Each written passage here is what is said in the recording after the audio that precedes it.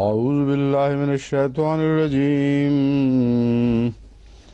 بسم الله الرحمن الرحيم. كاف يا كاف يا عين صاد. ذكر رحمة ربك عبده زكريا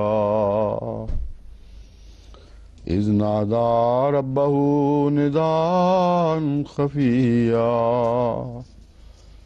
قال رب إني وهن العظم مني واشتعل الرأس شيبا ولم أكن بدعائك رب شقيا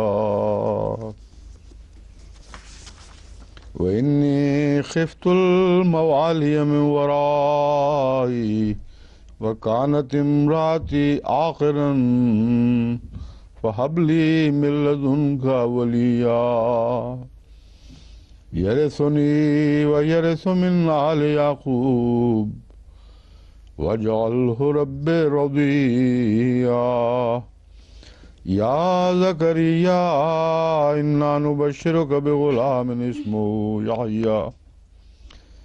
اسمه يحيى لم نجعل له من قبل سميا قال رب أنى يكون لي غلام وكانت امرأتي عاقرا وقد بلغت من الكبر عتيا قال كذلك قال ربك هو علي هين وقد خلقتك من قبل ولم تك شيئا قال رب اجعل لي آية قال آيتك ألا تكلم الناس ثلاث ليال سويا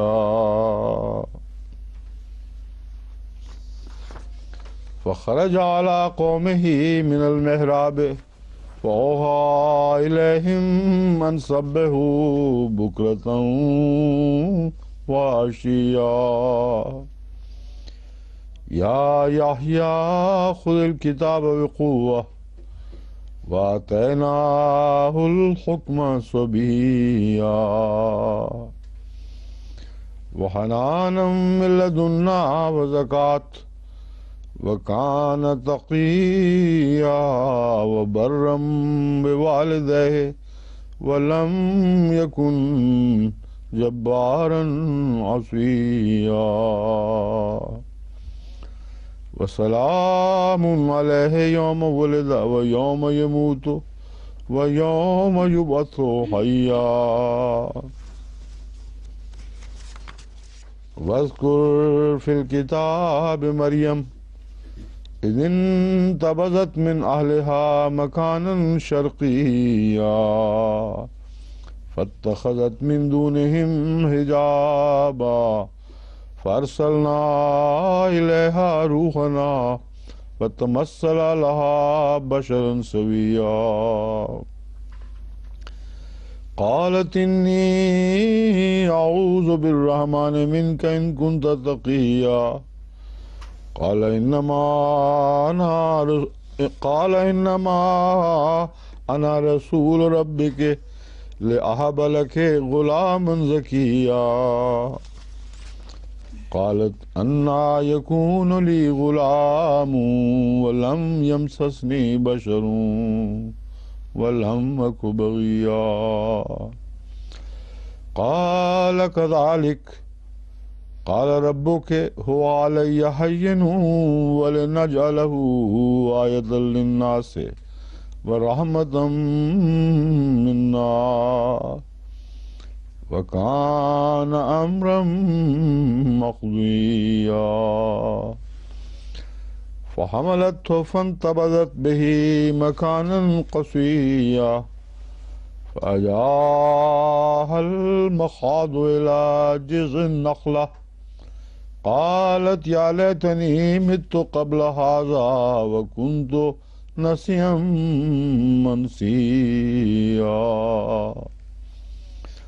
فناداها من تحتها ألا تحزني قد جعل ربك تحتك سريا وهزي إليك بجذع النخلة تساقط عليك رطبا جنيا كلي واشربي وقري عينا فإما ترين من البشر أحدا فقولي إني نذرت للرحمن صوما فلن نكلم اليوم إنسيا فأتت به قومها تحمله قالوا يا مريم لقد جئت شيئا فريا يا أخت هارون ما كان أبوك امرأ سوء وما كانت أمك بغيا فأشارت إليه قالوا كيف نكلم من كان في المهد صبيا قال إني عبد الله آتاني الكتاب وجعلني نبيا وجعلني مباركا أينما كنت وأوصاني بالصلاة والزكاة ما دمت حيا وبرا بوالدتي ولم يجعلني جبارا شقيا والسلام علي يوم ولدت والسلام علي يوم ولدت ويوم أموت ويوم أبعث حيا ذلك عيسى ابن مريم قول الحق الذي فيه يمترون ما كان لله أن يتخذ من ولد سبحانه إذا قضى أمرا فإنما يقول له كن فيكون وإن الله ربي وربكم فاعبدوه هذا صراط مستقيم فاختلف الأحزاب من بينهم فويل للذين كفروا من مشهد يوم عظيم أسمع بهم وأبصر يوم يأتوننا لكن الظالمون اليوم في ضلال مبين وأنذرهم يوم الحسرة إذ قضي الأمر وهم في غفلة وهم لا يؤمنون إنا نحن نرث الأرض ومن عليها وإلينا يرجعون.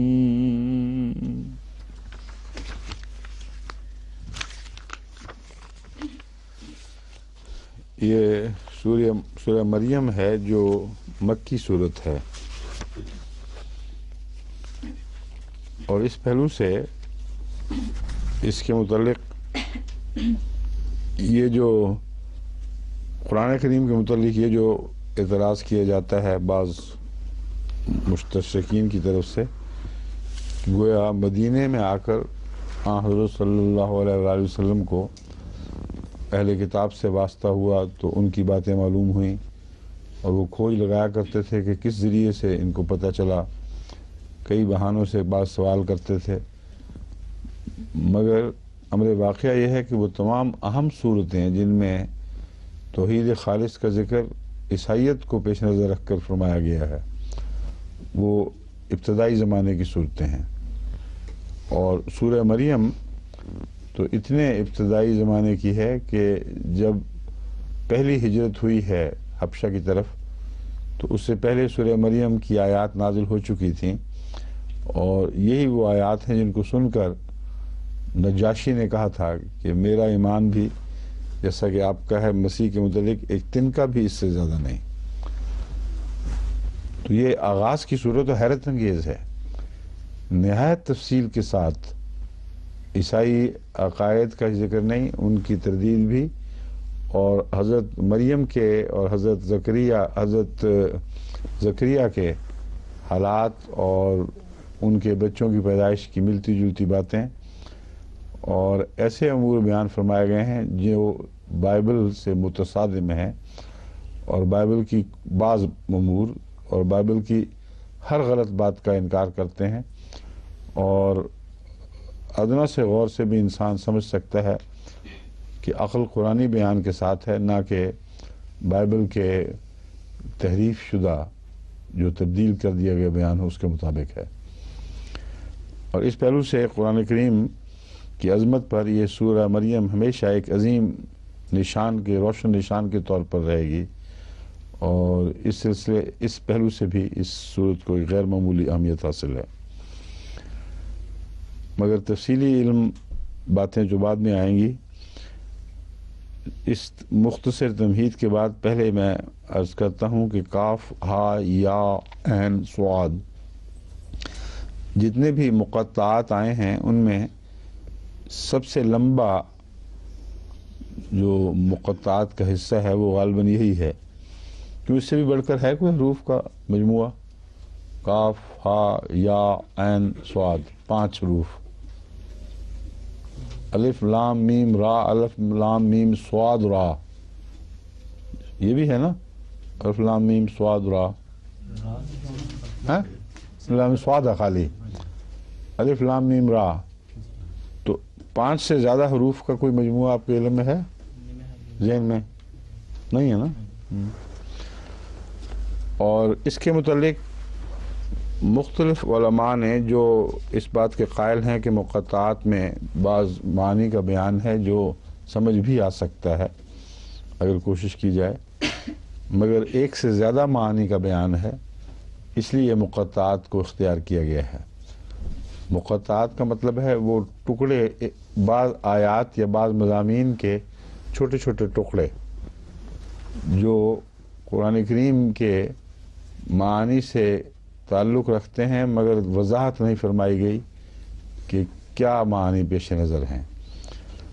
پہلے اس سے میں آپ کے سامنے یہ بات رکھ چکا ہوں کہ جس صورت کا جو مقطع عنوان ہے، جو مقطعات عنوان بنے ہیں، اس صورت کے مضامین سے لازماً ان کا تعلق ہے، اور صرف ایک صورت ہی سے نہیں بلکہ جو صورتوں کا سلسلہ ایک مقطعات کے عنوان کے تابع آتا ہے وہ سارا انہی مضامین سے منسلک ہے۔ تو اس طرح دراصل قرآن کریم میں مقطعات ایسے عنوان ہیں جو لمبا صورتوں کے اندر ایک صورت سے ہوتے ہوئے دوسری صورت تک اثر دکھاتے ہیں۔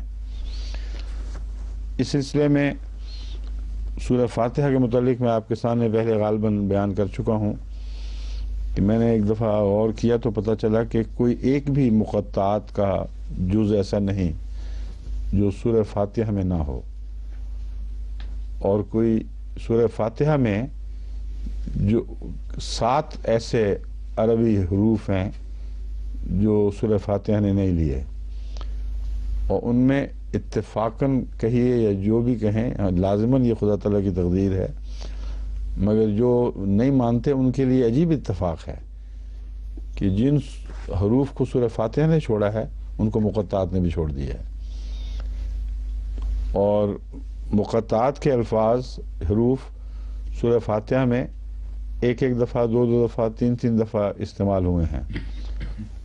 اب یہ تحقیق کہ سورہ فاتحہ کے کن مضامین سے، کن آیات سے ان مقطعات کا تعلق ہے جو کسی صورت سے پہلے آئے ہیں، یہ گہرے مطالعہ اور دعا کے نتیجے میں، خدا تعالیٰ کی طرف سے علم پانے کے نتیجے میں حاصل ہو سکتا ہے، ورنہ محض اپنے دماغ کی جولانی دکھانے سے کچھ بھی حاصل نہیں ہو سکتا۔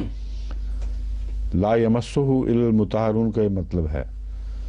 بس اس پہلو پہ غور کرنا ہے تو دعا کر کے غور کریں سب۔ میں اس کے متعلق ابھی آپ کو کوئی ترجمہ بھی آپ کے سامنے نہیں رکھنا چاہتا۔ پھر تفسیر صغیر نے بھی ایک مضمون پیش فرمایا ہے اور بھی مختلف جگہوں سے اندازے ملتے ہیں، لیکن مجھے ابھی تک کاف ہا یا عین صاد کے متعلق ذاتی طور پر اتنی تسلی نہیں کہ میں پھر اس مضمون کو آیات کے حوالے سے، سورۃ فاتحہ کے حوالے سے اور اسی سورت کے مضامین کے حوالے سے اسی ترتیب سے کھول سکوں۔ جب تک میں کھول نہ سکوں اس وقت تک محض یہ خیال کر لینا کہ غالباً یہ بھی ہوگا، میں ذاتی طور پر اس کو پسند نہیں کرتا۔ بس آپ کے سامنے سر دست اتنا ہی کافی ہے کہ کاف ہا یا عین صاد کا تعلق لازماً اس صورت کے مضامین سے ہے، اور اس صورت کے مضامین سے تعلق کے ضمن میں یہ بھی یاد رکھنا چاہیے کہ عیسائیت کے متعلق بھی، اور اس میں چونکہ ماضی میں حضرت یعقوب تک خصوصیت سے گفتگو کی گئی ہے، ابتدائی حصے میں حضرت یعقوب کا ذکر واضح طور پر ملتا ہے، تو کچھ ممکن ہے اس کا تعلق ماضی کے حالات سے ہو، کچھ مستقبل کے حالات سے ہو، اور وہ مریم کی حالت جس کا قرآن کریم نے ذکر فرمایا ہے اس کے ساتھ بھی اس کا تعلق ممکن ہے۔ اس بات سے بھی ممکن ہے کہ حضرت مسیح علیہ السلام کے زمانے میں مریمی مضمون حضرت مسیح علیہ السلام کی ذات میں پورا ہوا، اور اس سے پہلے آپ کے ارحاس کے طور پر کیا نام تھا، حضرت سید احمد شہید، وہ جو آئے ہیں تو ان کا ایک تعلق حضرت یحییٰ کے ساتھ ہے، کیونکہ وہ حضرت عیسیٰ علیہ السلام کے ارحاس کے طور پر اس سے پیش خیمہ بن کر آئے تھے۔ تو یہ سارے مضامین میرے نزدیک ان حروف کے اندر بھی مختلف اشارتاً مذکور ہیں، اور آگے آیات میں تو بہت سے اشارے ایسے ملتے ہیں جو جب پڑھتا جاؤں گا تو آپ کو بتاتا جاؤں گا کہ کیا کیا اشارے اس میں نظر آ رہے ہیں۔ باقی باتیں جو ہیں انشاءاللہ باقی صورت کے دوران۔ آغاز اس کا ہے ذکر و رحمت رب کا عبدہ زکریا، تیرے رب کی رحمت کا ذکر چلتا ہے، عبدہ زکریا جس کا ایک بندہ زکریا تھا۔ یہاں جو اس نے اپنے بندے زکریا پر رحمت کی، یہ مضمون دراصل پیش نظر ہے۔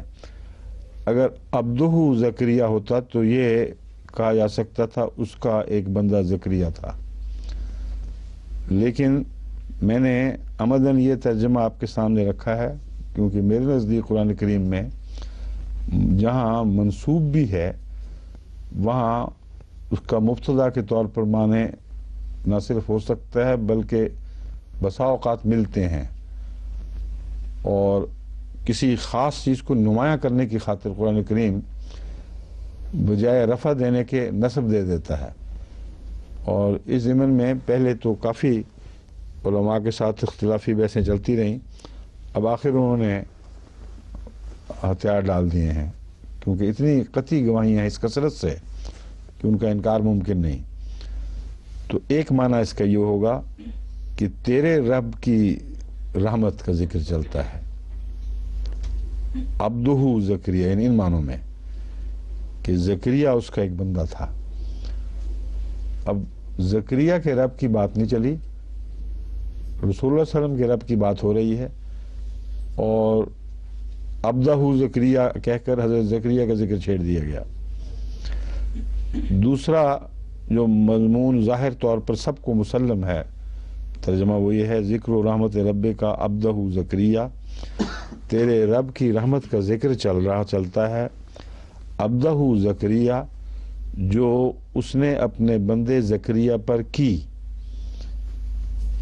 رحمت رب کا میں رحمت کو فائل بنا لیا گیا ہے عبدہ کا، یعنی رحمت کا اثر عبد پر ہوا، اور یہ عذر نکالا گیا ہے اور جائز عذر بھی ہے اس بات کا کہ عبد کے اوپر نصب کیوں آ گئی۔ ایک فعل پر نہ ایک حرف اسم پر نصب، یعنی زبر کی حالت جو آپ اردو میں زبر کہتے ہیں، وہ نسبی حالت اصل میں مفعولی حالت ہوتی ہے، اس کو زبر نہیں کہا جاتا، وہ الف سے بھی آ جاتی ہے، یہ سے بھی آ جاتی ہے، مگر وہ ایک علامت ہے جس کا مطلب ہے منصوبی حالت، یعنی یہ حرف یا یہ لفظ اسم ایسے مقام پر ہے جہاں اس پر کوئی اور عمل ہوا ہے، اس کو مفعولی حالت کہتے ہیں۔ تو جب میں نصب کہتا ہوں تو یہ مراد ہے کہ یہ ابدا کا لفظ یہ ایسی حالت میں ہے کہ اس پر کوئی عمل ہوا ہے، اس پہلو سے اس کا یہ مفعول بن جائے گا، جس پر عمل ہوا ہے وہ معمول ہوتا ہے، اس پر کوئی عمل کرنے والا لفظ چاہیے، اور اس کے وہ جو عمل کرتا ہے وہ فاعل ہوتا ہے۔ دوسری منصوبی حالت پیدا ہوتی ہے جملہ اسمیہ میں، جس میں مبتدا اور خبر دو پہلو ہیں، مثلا زید عاقل، زید عقل والا ہے۔ اس صورت میں دونوں مبتدا اور خبر دونوں پر نصب کی بجائے ضمہ آتا ہے، یعنی رفع آتی ہے، یعنی اس میں کسی نے دوسرے پر کوئی عمل نہیں کیا بلکہ آپس کا ایک رشتہ بیان ہوا ہے۔ زید عقل والا ہے، اس کی ذات میں یہ صفات ہیں، عقل کی صفات، اس لیے اس کو زید عاقل کہہ دیا گیا۔ دونوں جگہ زید عاقل ملتی جلتی اس کے اوپر آتی ہیں حرکات جو رفعی حالت کو ظاہر کر رہی ہیں، مگر بعض دفعہ جملہ اسمیہ میں بھی جیسا کہ یہ بیان کیا، جملہ اسمیہ اس جملے کو کہتے ہیں جو اسم سے شروع ہو، فعل سے شروع نہ ہو، یا اس میں فعل مضمر نہ ہو بلکہ اسم ہی ہو جو پیش نظر ہو۔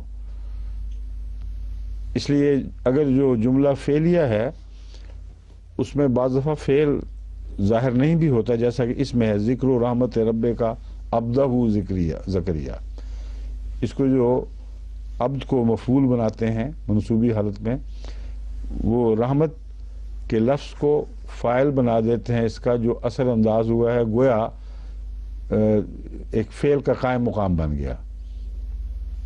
سمجھ رہے ہیں آپ لوگ یہ بات؟ فائدہ تمہیں میں خاص طور پہ دیکھ رہا ہوں، سمجھ رہی ہو بات؟ اگر نہ آئے تو پوچھ لینا، کیونکہ یہ جو درس سے سب لوگ سن رہے ہیں، پھر ذرا سی بھی گرامر میں زیادہ چلے جائیں تو لوگ شکایتیں شروع کر دیتے ہیں، مگر جو تراجم کے فرق ہیں ان کو پیش نظر رکھنے کی خاطر ضروری ہے کچھ نہ کچھ کبھی کبھی گرامر بھی سن لیا کریں۔ تو جملہ اسمیہ اور جملہ فعلیہ میں نمایاں فرق سادہ یہ ہے کہ فعل سے جو فقرہ شروع ہو، ضرب زید بکرن، ضربہ میں نے مارا، زید نے، بکرن بکرن نہیں، کیونکہ بکر کو مارا اور اس کی منصوبی حالت میں ظاہر کر دیا کہ فعل زید سے ہوا اور بکر پر اس کا عمل ہوا۔ تو اس طرح بہت آسانی سے ترجمہ سمجھ آ جاتا ہے، تمام جملہ فعلیہ جملوں کے تراجم سمجھ آ جاتے ہیں۔ اگر یہ کہا جائے کہ ضربہ زیدن بکرون تو پھر کیا معنی ہوگا؟ کیوں جناب؟ جو آپ میں سے زیادہ ہوشیار ہیں وہ بتا دیں۔ جو زیادہ ہوشیار ہیں وہ مسکرا کے چپ کر گئے ہیں کہ ہم کیوں اپنے آپ کو زیادہ ہوشیار کہیں۔ جو کم ہوشیار ہیں وہ پر تول رہے ہیں بتانے کے لیے، جنہیں کم ہوشیار جو ہیں وہ بتا دیں۔ میں نے بتایا ضربہ زید بکرن، زید نے بکر کو مارا، فاعل پہلے مفعول بعد میں، بالکل واضح ترتیب جو عقل تقاضا کرتی ہے بیانی ویسی، مگر دوسری ترتیب کبھی عقل تقاضا کرتی ہے، اس لیے بتانا پڑے گا کہ عقل کے تقاضے نے اس کو آگے پیچھے کیوں کر دیا۔ دوسرا جملہ میں یہ بولا کہ ضربہ زیدن بکرون،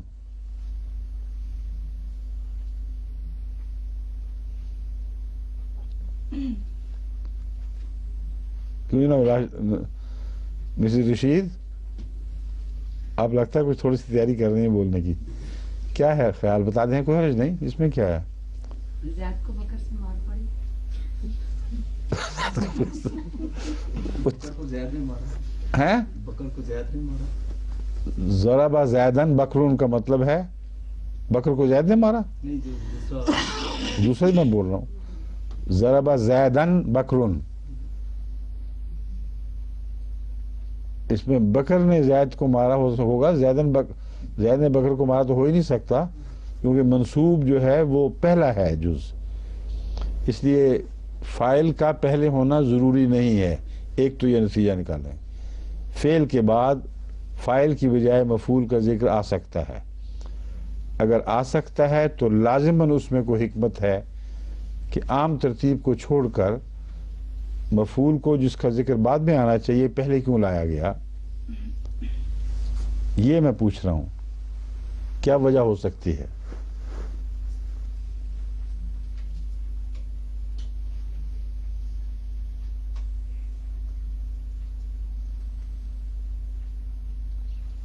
اگر ابہام ہو یا اختلاف ہو کہ بکر نے کس کو مارا،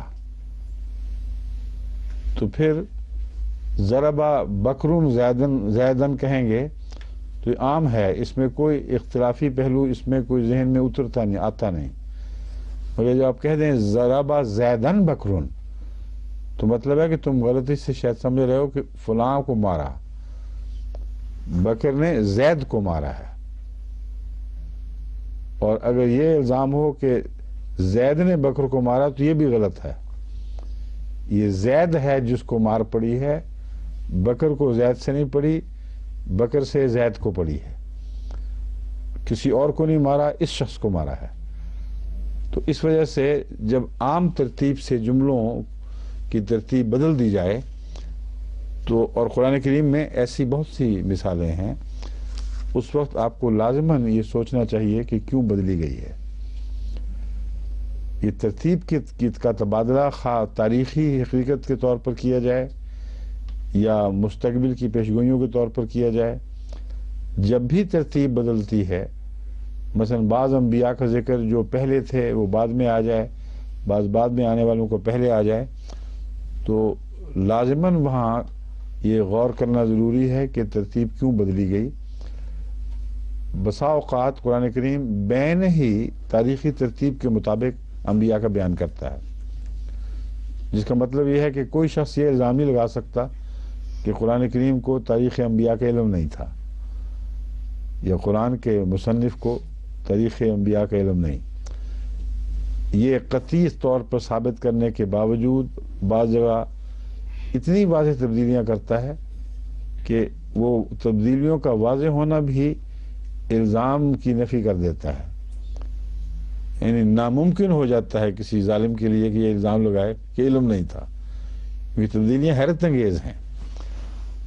وہاں لازماً اس کی وجہ ہے، بعض گروہ ہیں جن کا آپس میں جوڑ بتانے کی خاطر کسی وقت کے بھی ہوں، وہ اگر پرانے زمانے کے نبی کا ایک بات کے زمانے کے نبی سے جوڑ ہے تو اس مضمون میں دونوں کو اکٹھا کر دیا گیا، تو ترتیب کو چھوڑ دیا گیا۔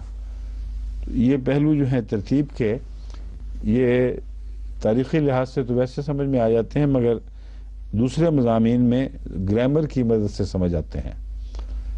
اگر گرامر کا تقاضا ہو کہ یہ لفظ پہلے ہونا چاہیے اور وہ نہ ہو، تو پھر آپ کا فرض ہے کہ ٹھہریں، غور کریں، معلوم کریں کہ کیوں گرامر کے مطابق تو ہے مگر عام دستور سے ہٹ کر ہے، اور اس ذکر کو سمجھیں۔ اب یہاں ذکر و رحمت رب کا عبدہ زکریا کی طرف ہم واپس آتے ہیں۔ تیرے رب کی رحمت کا ذکر ہے، عبدہ زکریا،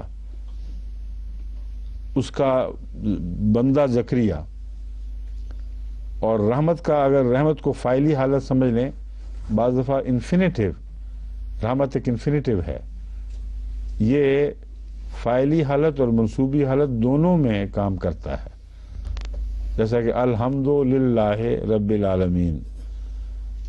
الحمد جو ہے یہ بھی فاعلی حالت ہو سکتی ہے اور مفعولی حالت ہو سکتی ہے۔ حضرت مسیح موعود علیہ الصلوۃ والسلام نے دونوں معنی کیے ہیں الحمد کے۔ الحمد کو اگر فاعلی حالت بنائیں تو رسول اللہ تعالیٰ بذات خود احمد کی حیثیت سے فاعلی حالت میں آئے گا، اور اگر حمد کو مفعولی حالت میں لیں تو اللہ تعالیٰ کا ذکر محمد کے طور پر، یعنی رسول اللہ صلی اللہ علیہ وسلم کے طور پر نہیں، بلکہ سب سے زیادہ تعریف کیا گیا اور حقیقی تعریف کیا گیا وجود کے طور پر آئے گا۔ تو لفظ حمد کے اثر کے رخ کو اگر فاعلی سمجھیں یا مفعولی سمجھیں تو بالکل نئے قسم کے مضامین ابھراتے ہیں۔ اس لیے یہ جائز بات ہے، یہ غلط نہیں ہے کہ رحمت کو عبد پر اثر انداز شمار کیا جائے، پر تیرے رب کی رحمت زکریا بندے پر جو ہوئی اس کا شمار ہے۔ اور تیرے رب کی رحمت کا مطلب یہ ہے کہ تیری امت سے اس کا تعلق ہوگا۔ بس پہلا معنی جو تھا وہ اور مضامین کو کھول دے گا اور نمایاں کرے گا۔ یہ دوسرا معنی ایسا ہے جس کا امت محمدیہ کے ساتھ پھر گہرا تعلق قائم ہو جائے گا۔ تیرے رب نے جو رحمت زکریا پر فرمائی، اس میں رب کو تیری طرف، رسول اللہ صلی اللہ علیہ وسلم کی طرف منسوب کرنا بتا رہا ہے، جو عام دستور سے ہٹ کر ہے۔ اگر رحمت زکریا پر تھی تو زکریا کے رب نے رحمت فرمائی، یہ کہنا چاہیے تھا، اس کی وجہ تیرے رب نے فرمائی۔ یہ صاف شروع ہی سے بات کھول دی گئی ہے کہ یہ محض ایک تاریخی واقعہ کے طور پر تجھے نہیں بیان کی جا رہی، تیرے ساتھ، تیری امت کے ساتھ اس کا گہرا تعلق ہے، اور یہ تیرے رب کی رحمت اثر نو ظاہر ہونے والی ہے، اور بہنے ہی ایسا ہی ہوا ہے پھر، اور اس کو سمجھانے کی خاطر پہلے واقعات بیان ہوئے ہیں، اور اس طرح ماضی کو مستقبل سے باندھنے والی آیت ہے یہ، ذکر و رحمت رب کا عبدہ زکریا۔ اب وہ ذکر کس بات کا ہے؟ اذ نادا ربہ، اب دیکھ لیں یہاں رب کی ضمیر جب زکریا کی بات شروع ہوئی تو اس کی طرف واپس پھیر دی ہے۔ وہ مضمون بیان کرنا مقصود تھا، وہ بیان ہو گیا، اب اس کی طرف بار بار اشارے لوٹیں گے، لیکن اب جو اصل کہانی شروع کی تو اس میں زکریا کی طرف رب کو ضمیر پھیر دی۔ اذ نادا ربہ نداء خفیہ، یہ تو نہیں ہو سکتا تھا کہ اللہ تعالیٰ فرماتا پھر کہ اذ نادا ربہ کا نداء خفیہ، جب اس نے پکارا تو پھر اس نے اپنے رب ہی کو پکارا ہے۔ خفیہ، ہلکی آواز میں، مخفی طریق پر، چھپ کر اور دھیمی آواز میں، دونوں باتیں اس میں ہیں۔ قال رب انی وہن العظم منی، اس نے کہا اے میرے رب میری ہڈیاں گھل گئی ہیں، وہانا کمزور پڑ گئی ہیں، تو اردو میں ہم کہتے ہیں ہڈیاں گھل گئیں، اور عربی میں کہتے ہیں وہن یعنی کمزور پڑ گئیں۔ واشتعل الراس شیبا، اور میرا سر بڑھاپے سے بھڑک اٹھا ہے، یعنی بڑھاپا اتنا بڑھ جائے کہ اس میں بالوں میں سیاہی کی کوئی رمق بھی باقی نہ رہے، وہ جو سفید سر بھڑک اٹھتا ہے، کئی دفعہ ہم نے دیکھا ہے بعض بوڑھوں کے اوپر وہ دکھائی دیتا ہے، بالکل لگتا ہے کہ وہ سفید شعلہ سا بن گیا ہے۔ یہ حالت ہو گئی ہے کہ میرا رب، میرا سر بڑھاپے سے بھڑک اٹھا ہے۔ وَلَمْ أَكُنْ بِدُعَائِكَ رَبِّ شَقِيًّا، اور باوجود اس کے ہرگز میں تجھ سے مانگتا ہوا، تجھے تیرے حضور دعا کرتا ہوا شقیہ نہیں ہوں، یعنی بدبخت نہیں ہوں کہ میں دعا نہ کروں اس خیال سے کہ ممکن نہیں رہا۔ تجھ سے دعا مانگتے ہوئے میں بدبخت نہیں ہوں، مطلب یہ ہے کہ اگر میں یہ اس طرح دعا مانگوں کہ تو کر تو سکتا نہیں، صرف منہ سے میں مانگ لیتا ہوں، تو یہ بدنصیبی اور بدبختی ہے، کیونکہ کامل توکل کا اظہار ہے کہ ان سب باتوں کے باوجود مجھے ادنا سا بھی شبہ نہیں کہ جب میں تجھ سے دعا مانگتا ہوں تو سن لیتا ہے۔ اور ابھی پورا مضمون ناممکن دعا کا، جو ناممکن ہونا ہے بظاہر مضمون کے لحاظ سے، وہ ابھی پورا ظاہر نہیں ہوا۔ وَإِنِّي خِفْتُ الْمَوَالِيَ مِنْ وَرَائِي، ایسی عمر کو پہنچ گیا ہوں کہ میرے جو عزیز و اقارب، میرے شریک وہ مجھے اٹھتے ہوئے اور طاقتور ہوتے ہوئے دکھائی دے رہے ہیں، اور مجھے خطرہ ہے کہ میرے بعد یہ جو کچھ بھی مجھ سے وابستہ ہے اس کے ساتھ یہ زیادتی کریں گے، کیونکہ میری دم کی بات ہے، جب تک میں ہوں یہ ٹھیک ٹھاک ہیں، جب یہ میری آنکھیں بند ہوں گی تو یہ نظر پھیر لیں گے۔ وَكَانَتِ امْرَأَتِي عَاقِرًا، اور میری بیوی بانجھ ہے، ایک بوڑھا، وہ بھی اس شدت کا کہ ہڈیوں میں طاقت ختم، سر بھڑک اٹھا سفیدی سے، اور بیوی بانجھ۔ فَهَبْ لِي مِن لَّدُنْكَ وَلِيًّا، پس میرے لیے اپنی طرف سے ایک ولی پیدا فرما دے، مجھے عطا فرما دے، حبلی۔ اب اس میں سوال ایک یہ بھی اٹھتا ہے، انی خفت الموالیہ، کہ اگر بیوی بانجھ ہے تو چند دن رہے گی، ہو سکتا ہے تیرے سامنے مر جائے، تو موالی کی کیا بحث اٹھی پھر؟ موالی نے کرنا کیا ہے پھر؟ سب کچھ تو جاتا رہا۔ موالی کا خطرہ تو تب ہوتا ہے اگر اولاد پیچھے چھوڑے۔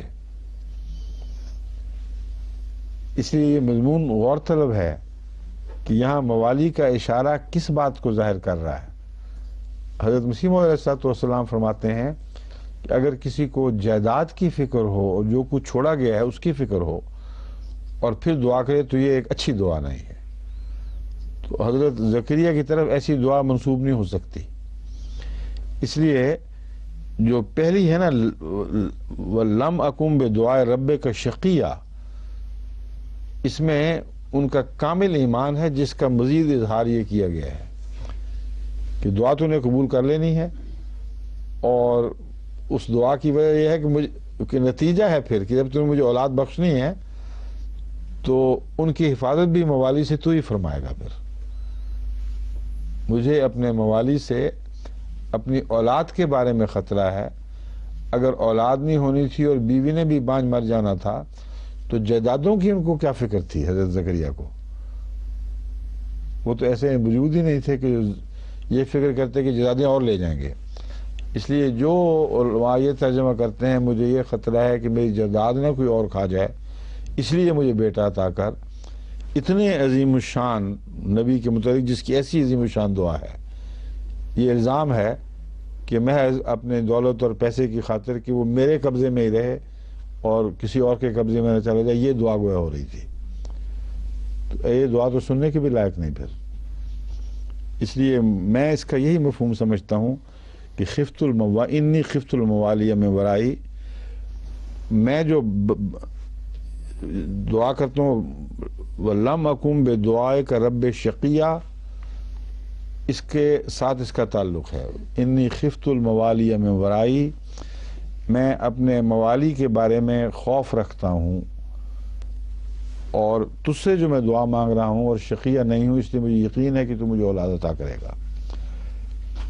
من ورائی جو دوسرے موالی ہیں ان کے کردار معلوم ہوتا ہے بگڑ گئے تھے، اور حضرت زکریا کو جو یعقوب کا ورثہ مانگ رہے ہیں اللہ تعالیٰ سے، فکر یہ لاحق ہوئی تھی کہ اگر میرا بیٹا نہ رہا تو ان اعلیٰ قدروں کو جو یعقوب سے ہم نے ورثے میں پائی تھی زندہ رکھنے والا ان میں سے کوئی نہیں ہے۔ یہ ہے اصل موالی کا ذکر، اور ساتھ یقین کا بھی اظہار ہے کہ تو نے بیٹا مجھے دینا ضرور ہے، کیونکہ بڑی اہم ایک بنیادی دینی ضرورت ہے جس کی خاطر میں دعا مانگ رہا ہوں۔ وَكَانَتِ امْرَأَتِي عَاقِرًا، باوجود اس کے کہ میری بیوی آخر ہے، یہ بیوی کا آخر ہونا اس موالی کے ذکر کے بعد اس الزام کی مزید نفی کرتا ہے کہ گویا ان کو اپنے پیچھے جائیداد کی فکر تھی۔ اولاد نہ ہو، بانجھ بیوی پیچھے کتنی دیر رہے گی، اور اس کا کچھ حاصل کرنا نہ حاصل کرنا نتیجہ خیز کیسے ہو سکتا ہے؟ کیونکہ جب وہ مرے گی تو پھر وہ اولاد واپس موالی لے جائیں گی۔ تو اس لیے یہ مضمون متضاد ہے، یہاں پہلے رکھ کر موالی کی بات، پھر ذکری اپنی بیوی کا بانجھ ہونا قطعیت کے ساتھ بتا رہا ہے کہ جو کو غلط فہمی نہ ہو جائے کہ ان کو اپنی جائیداد کا فکر تھی کہ اور نہ لے جائیں۔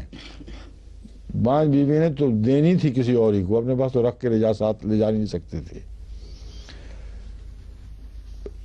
پھر فرماتے ہیں حبلی من لدنک ولیہ، مجھے ولی عطا فرما۔ وارث جو ہے وہ محض وارث نہیں فرمایا، ایک ولی عطا فرما، یرثنی و یرث من آل یعقوب، جو میری نیکیوں کا بھی ورثہ پائے، آل یعقوب کی نیکیوں کا بھی ورثہ پائے۔ یہ فکر ہے جو موالی کے متعلق ہے کہ اگر اس حالت میں مرتا ہوں تو سارے خاندان کی جڑ کاٹی جائے گی۔ اور آخری دور تھا یہ حضرت موسیٰ کی امت کا، اور اس میں ان جڑوں نے کاٹا جانا ہی تھا، مگر حضرت زکریا کی وجہ سے ایک اچھے انداز میں کاٹی گئی ہے، ایک مغضوب طریق پر نہیں بلکہ رحمت کے طریق پر۔ اور رحمت ربک کا مضمون اب یہ کھل گیا کہ اللہ نے جو تجھ پر رحمت فرمائی ہے، یہ اس کا آخری دور ہے۔ تیری رحمت ہی کی وجہ سے خدا کو جو تجھ سے پیار ہے، اللہ تعالیٰ نے زکریا کے ساتھ بھی حسن سلوک فرمایا کہ جب ایک ورثہ ایک اور ورثے میں منتقل ہو رہا ہے، ایک روحانی ورثہ ایک ابراہیمی ورثے میں تبدیل ہو رہا ہے، تو ایسے انداز سے کیا جائے کہ وہ کٹتی ہوئی جو آخری شاخیں ہیں ان کو تکلیف نہ پہنچے۔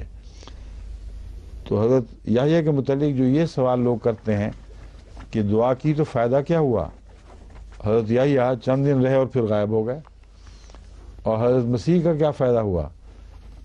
اصل میں یہ رحمت کا ایک نشان ہے کہ سلسلہ بند کیا ہے تو پیار کے انداز سے سمیٹ سماٹ کر راؤنڈ اپ کر کے بند کیا ہے، اور کوئی تکلیف کا موجب نہیں بنا، ورنہ باقی جو نسلیں تھیں وہ تو مغضوب ہو رہی تھیں، ان کے اوپر سلسلہ بند ہوتا تو بہت بڑی تکلیف کا موجب بنتا۔ اور حضرت موسیٰ کے اوپر بھی حرف ہوتا کہ آپ کی امت کا دیکھو کیسا انجام ہوا ہے، کس طرح کہ ایک اور سلسلے نے آ کے جگہ لی ہے، جبکہ پچھلے سب کو تہس نہس کر کے خدا نے ختم کر دیا۔ تو یہ سارے امور اس صورت کی طرز بیان میں داخل ہیں، اور ذرا غور سے دیکھیں تو صاف دکھائی دینے لگتے ہیں۔ مقصد یہ تھا یرثنی و یرث من آل یعقوب وجعلہ رب رضیہ، اور اے میرے رب اس کو پسندیدہ وجود بنانا۔ یہ جب انہوں نے دعا کی تو اللہ تعالیٰ کی طرف سے الہام ہوا، یا زکریا انا نبشرک بغلام، اے زکریا ہم تجھے ایک غلام کی خوشخبری دیتے ہیں۔ غلام کا مطلب ہے بیٹا، لڑکا۔ اسمہ یحییٰ، اس کا نام یحییٰ ہوگا۔ لم اجل لہ من قبل سمیہ، ہم نے اس سے پہلے کبھی کسی کو یہ نام عطا نہیں فرمایا۔ اور اس پہلو سے میں نے تحقیق کروائی ہے، جہاں تک بائبل میں کسی جگہ کھوج لگایا ہے یا دوسرے ناموں میں، یحییٰ نام پہلے کبھی کسی کا نہیں رکھا گیا۔ من قبل کا مطلب ہے ساری انسانی تاریخ میں، بس آپ تلاش کر کے دیکھ لیں، آپ کو یحییٰ نام کہیں کسی بھی انسانی تہذیب تاریخ میں دکھائی نہیں دے گا۔ یہ اکیلا پہلا نام ہے جو حضرت یحییٰ کو عطا ہوا ہے۔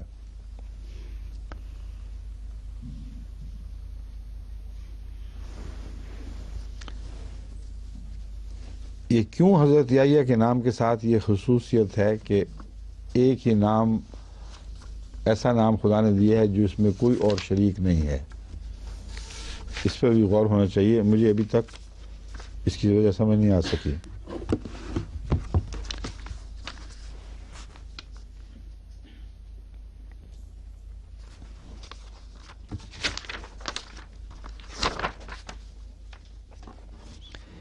ایک اور صورت میں فرشتوں کی طرف سے حضرت زکریا کو یہ پیغام ملتا ہے،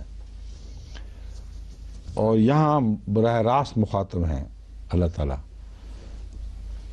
اس لیے یاد رکھنا چاہیے کہ پہلے بھی قرآن کریم میں ایسا ذکر ملتا ہے کہ ایک ہی خوشخبری بعض دفعہ ایک ایک دو دو تین تین ذرائع سے ہوتی ہے اور بار بار ہوتی ہے، اس لیے اس میں تضاد نہیں ہے۔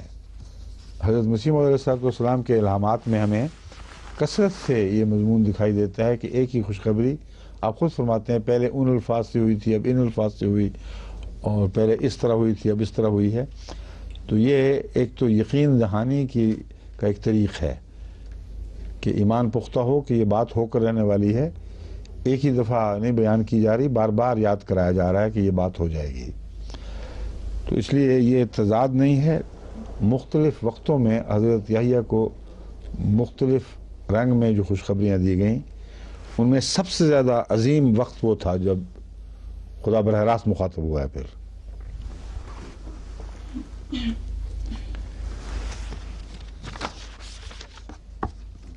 اب دیکھ لیں لطیفہ جو ہے نا اب آنے والا ہے، جو سارا میں اس کی تیاری کر رہا تھا ساری، اتنا یقین کہ سوال ہی نہیں پیدا ہوتا کہ تو قبول نہ کرے۔ جب فرمایا ہو جائے گا تو کہ رب انا یکون لی غلام، اے میرے اللہ کیسے ہوگا۔ کمال کیا ہے یہ واقعہ دلچسپ، اتنا پکا کر لیا کہ میں بدبخت ہوں، کوئی میرا یہ حال ہے یہ حال ہے، بیوی آخر پھر بھی کامل یقین ہے کہ میرے جو موالی ہیں ان کی حفاظت ہوگی، وہ ان سے میری حفاظت ہوگی، اور یہ ہوگا وہ ہوگا۔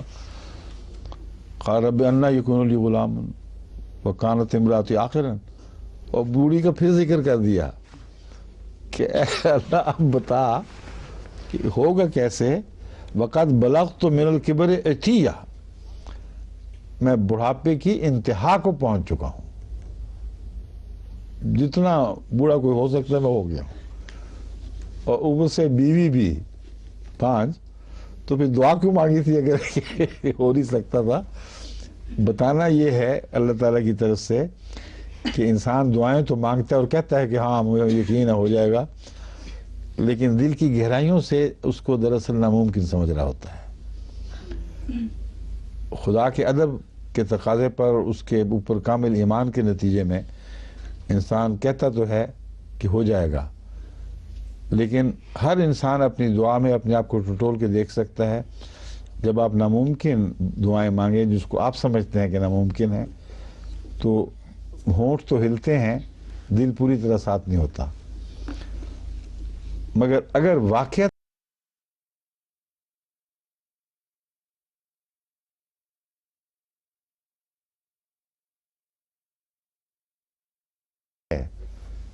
ان کی بے اختیاری کی صورت بیان فرمائی گئی ہے، باوجود اس کے یقین تھا تو خدا نے دعا سنی ہے، اور ناممکن صورت یہ تھی کہ سننے کے باوجود جو سچی صورت حال تھی وہ پھر پیش کر دی خدا کے حضور کہ اللہ میں جو کہتا تھا کہ ناممکن ہے، میں پھر دوبارہ یاد کرا رہا ہوں گویا کہ یہ صورت حال ہے۔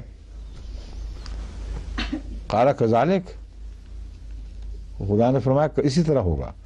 ابھی لفظ کذالک، یہ طرز بیان، یہ ساری حضرت مریم کے ذکر میں بھی دہرائی جانے والی ہے، اس لیے اس کو خوب اچھی طرح یاد رکھیں۔ قال ربک هو علی ہین، تیرے رب نے کہا ہے کہ یہ بات مجھ پر آسان ہے۔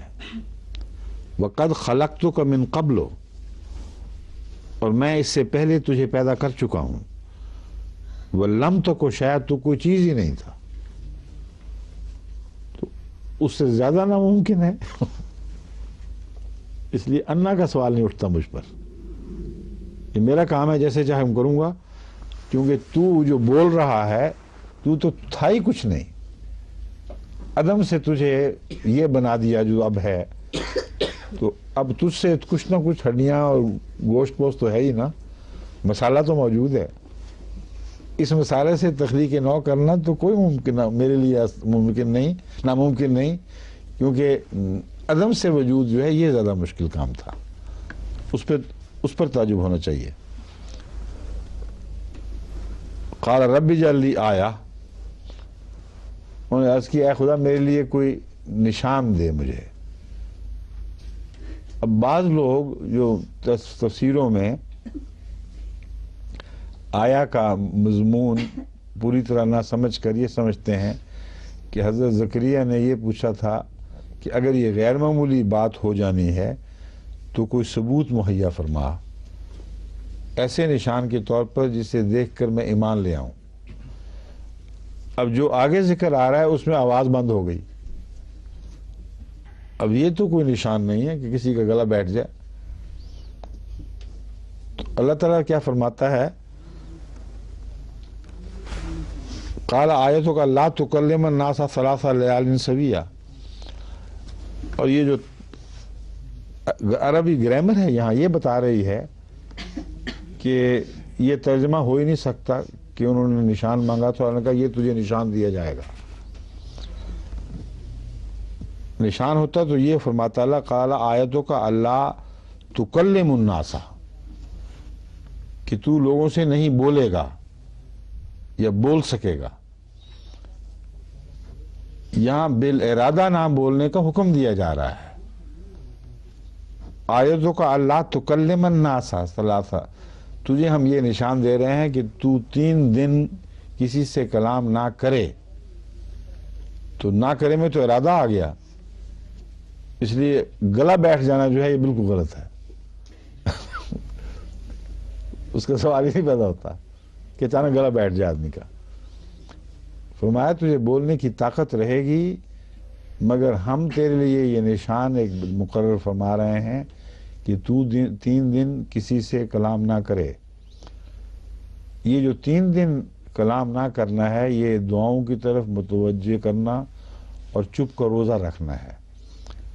اور یہ اہل اللہ بتاتے ہیں اپنے تجربوں سے کہ بسا اوقات چپ کا روزہ رکھنا بھی غیر معمولی طاقتیں پیدا کرتا ہے انسان کے اندر۔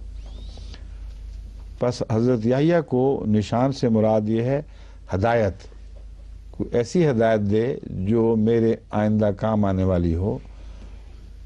اور آپ اللہ تعالیٰ نے فرمایا تجھے یہ ہدایت میں دیتا ہوں کہ تو 3 دن کسی سے کلام نہ کر۔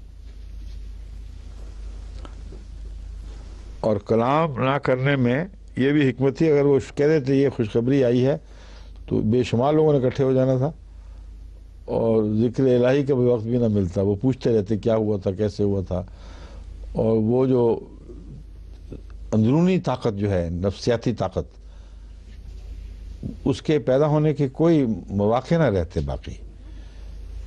بس یہ چپ کا روزہ جو ہے یہ بہت ہی عظیم ایک ہدایت ہے، چنانچہ بعض اطباء نے اس چپ کے روزے کو اپنے طبی مسائل میں استعمال کر کے دیکھا ہے۔ تو اللہ تعالیٰ فرماتا ہے کہ تو چپ کا روزہ رکھ لے، کسی سے کلام نہ کر۔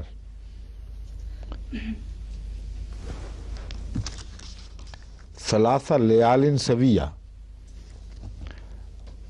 اب 3 دن برابر نہیں فرمایا، 3 راتیں برابر فرمایا ہے، جس کا مطلب ہے کہ لوگوں سے محض گفت و شنید روکنے کا حکم نہیں ہے، بلکہ خاموشی میں کوئی طاقت ہے۔ اس لیے راتوں کے وقت اگر محض لوگوں سے باز رکھنا ہوتا تو دن کا ذکر چاہیے تھا۔ مسلسل 3 راتیں چپ کا روزہ رکھی رکھ، یعنی نہ لوگوں سے بات کرنی ہے نہ بیوی سے بات کرنی ہے، کامل خاموشی۔ اور راتوں کا چونکہ عبادت سے تعلق ہے اس لیے جو بھی گفتگو چلنی ہے خدا سے ہونی ہے، اب جو بھی عرض مدعا ہو اللہ سے ہو، بندوں سے کلام نہ ہو۔ اس لیے لا تکلم الناس فرمایا ہے، بالکل گونگا نہیں ہونا، لوگوں سے نہیں بات کرنی۔ دعاؤں کا جہاں تک تعلق ہے راتوں کو اٹھ کر خدا کے حضور دعائیں کرتا رہے۔ یہ پیشگوئی سن کر حضرت یحییٰ نے خروج کیا باہر کی طرف، باہر نکلے۔ فخرج علی قومہ من المحراب،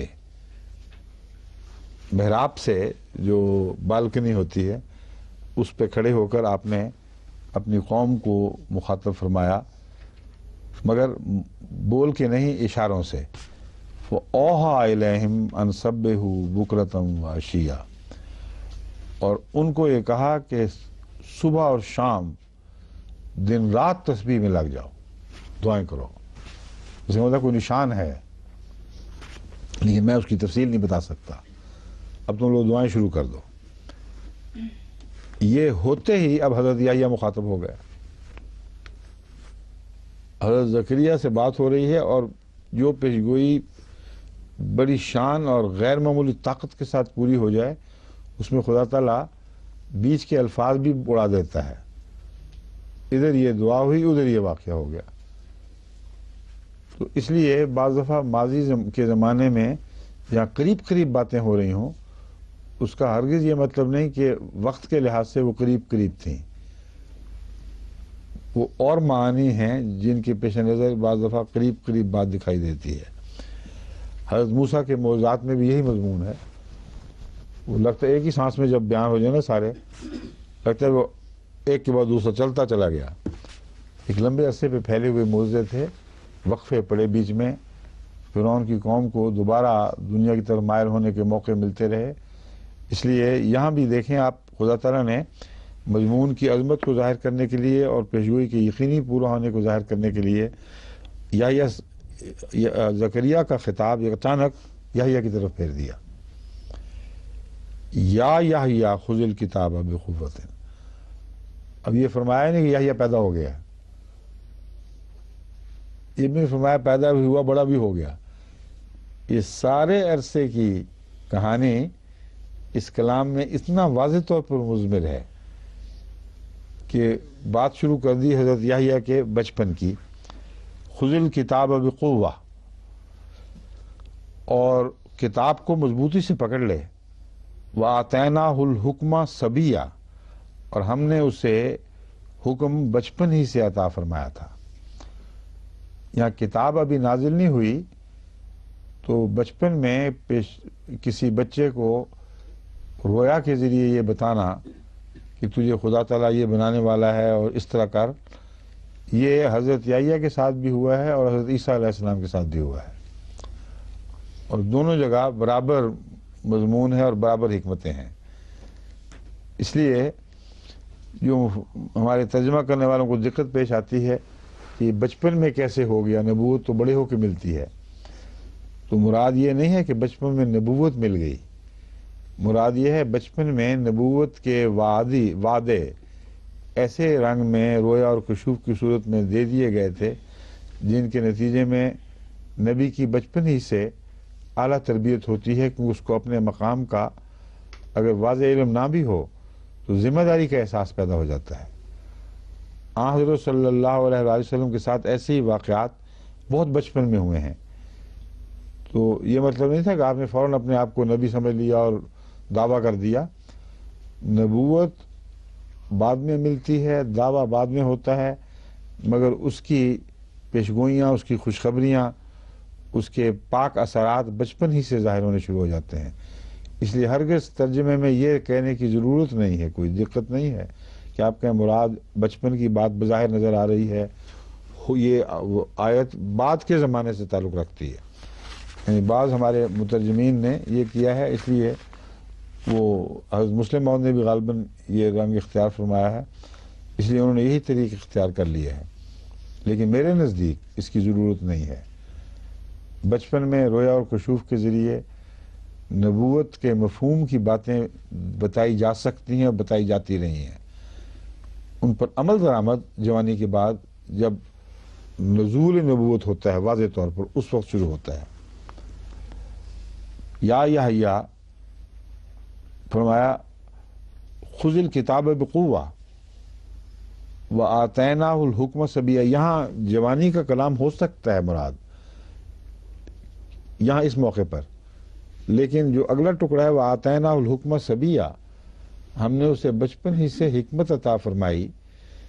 یہ حکمت کا ترجمہ اس لیے ملتا ہے کہ حکم کا معنی جو ہے شریعت کا حکم, وہ چونکہ لوگ سمجھتے ہیں بچپن میں نہیں دیا جا سکتا, اس لیے ان دو ٹکڑوں کو الگ کر لیتے ہیں. کہتے ہیں پہلا حصہ جوانی کے بعد نبوت کے وقت ہوا, اور ضمناً اللہ نے ذکر فرمایا کہ ہم نے تجھے بچپن ہی سے حکم دیا تھا. تو اگر بچپن سے حکم دیا تھا تو پھر نبوت بعد میں نازل ہوئی. اس لیے یہاں حکم کا ترجمہ آپ کو تراجم میں حکمت میں ملے گا, اور حکمت کے طور پر اس کا ترجمہ جائز ہے. لیکن حضرت داؤد کے متعلق بھی یہی لفظ حکمہ ملتا ہے ایسی صورت میں جہاں حکمت اور حکومت دونوں شامل ہوتے ہیں. تو اس لیے میرے نزدیک یہ حضرت عیسیٰ والی آیات سے بالکل مشابہ ہے، اور یہ ترجمہ ناجائز نہیں کہ بچپن ہی سے ہم نے تجھے کتاب کے متعلق اور حکم کے متعلق ایسی خوشخبریاں دی تھیں جن کے نتیجے میں وقت آنے پر تجھے نبوت کے لیے تیار کیا جا رہا تھا. اور ان چیزوں میں سے جو بچپن ہی سے ان کی ذات میں پیدا فرمائی گئیں آگے یہ ہے وہ حنانم من لدنا، بہت ہی نرم دل اور نرم خو ہماری طرف سے، و زکوٰۃ اور پاک ہو، نہایت پاک خیالات کا حامل، وکانہ تقیہ اور بہت ہی متقی اور بے محل باتوں اور غلط باتوں سے پرہیز کرنے والا. تو یہ تربیت بچپن ہی سے ہو رہی ہے، نبی بننے کے بعد نہیں ہوا، یہ آپ کی ذات کا حصہ ہے اور سبیہ کے لفظ کے ساتھ اس کا تعلق ہے. وہ برم والدہ ہے. جب حضرت یحییٰ کو نبوت ملی ہے تو حضرت زکریا بہت پہلے فوت ہو چکے تھے، اس لیے پہلی آیات کا تعلق اگر محض نبوت کے بعد کے زمانے سے ہو تو برم والدین کیسے ہو گئے؟ جہاں تک میں نے مطالعہ کیا آپ کی والدہ بھی وفات پا چکی تھیں اور آپ کے والد بھی، اور جن کی عمر اتنی ہو اور بیوی کے متعلق بھی کہیں بڑھیا حد سے بڑی ہوئی عمر کی، اس کے متعلق ویسے ہی گمان نہیں ہوتا کہ وہ آپ کی نبوت کا زمانہ دیکھیں. نہ قرآن کریم میں کوئی اشارہ بھی ہے، نہ تاریخ میں کوئی اشارہ ہے کہ حضرت زکریا حضرت یحییٰ کے دعوی نبوت اور ان تکلیفوں کے دوران جو ان کو پہنچی زندہ موجود تھے. وَلَمْ يَكُنْ جَبَّارًا عَصِيًّا، اور وہ ہرگز جبار یعنی جبر کرنے والا اور ڈکٹیٹوریل نہیں تھا. عصیہ نافرمان اور سرکش، یہ باتیں اس میں نہیں تھیں. یہ فرما کر فرمایا وَسَلَامٌ عَلَيْهِ يَوْمَ وُلِدَ وَيَوْمَ يَمُوتُ وَيَوْمَ يُبْعَثُ حَيًّا. یہ جو ذکر خیر چلا ہے اس کا آغاز پیدائش سے ہوا ہے، مسلسل پیدائش کے وقت سے لے کر وہ سلامتی کے سائے میں رہا. اس دن بھی جب وہ پیدا کیا گیا، اس دن بھی جب وہ مرے گا، اور اس دن بھی جب اسے دوبارہ جی اٹھایا جائے گا. یہ مضمون ہے حضرت یحییٰ کی پیدائش کا اور ذکر الرحمت رب کا عبدہ زکریا. اب اگلا حصہ شروع ہو جاتا ہے وَاذْكُرْ فِي الْكِتَابِ مریم. اب کتاب میں کیوں وقت ختم ہو گیا؟ ہاں اچھا کوئی بات نہیں، کل کر لیں گے حضرت مریم کا ذکر.